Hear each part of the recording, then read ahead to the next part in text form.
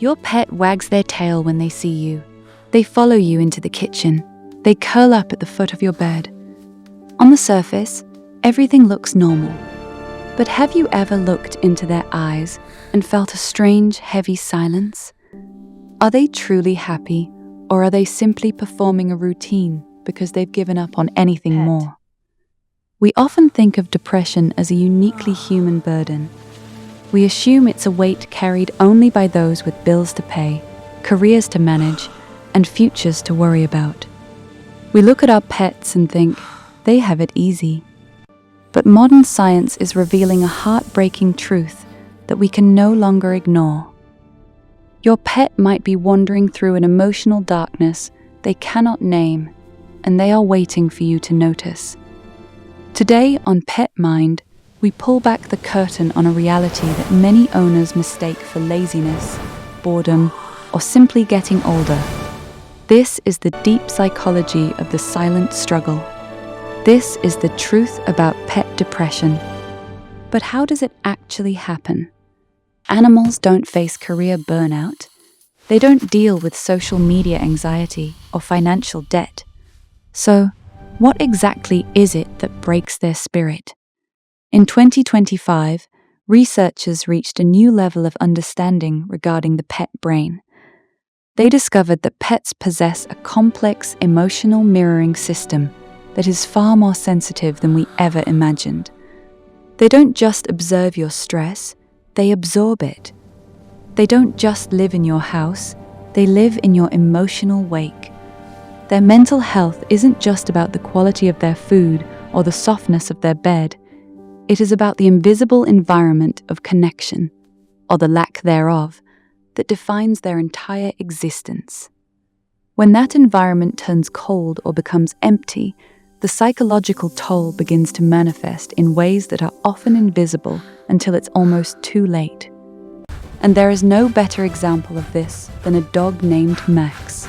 Max was a vibrant, energetic rescue dog who lived for his daily walks and the sound of his owner's keys at the door. But then, life changed. His owner's job shifted to 12-hour days. At first, Max waited at the door every single hour. Then, he began to howl in frustration. He tore up the carpet and chewed on the furniture, desperate for any kind of reaction or connection. But eventually, the howling stopped. The destruction ceased. Max became perfectly well-behaved. He just lay in his crate, silent and still. His owner thought Max had finally calmed down and learned to be alone. In reality, Max had entered a state of learned helplessness. He had psychologically surrendered. He learned that no matter how much he barked or waited, his situation would not change.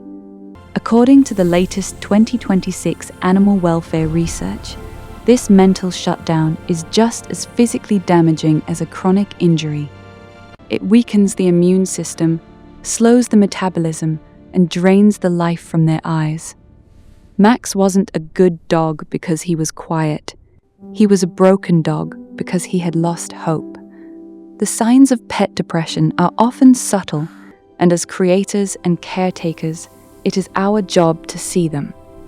It shows up in a change in appetite, either eating too much for comfort or refusing food entirely.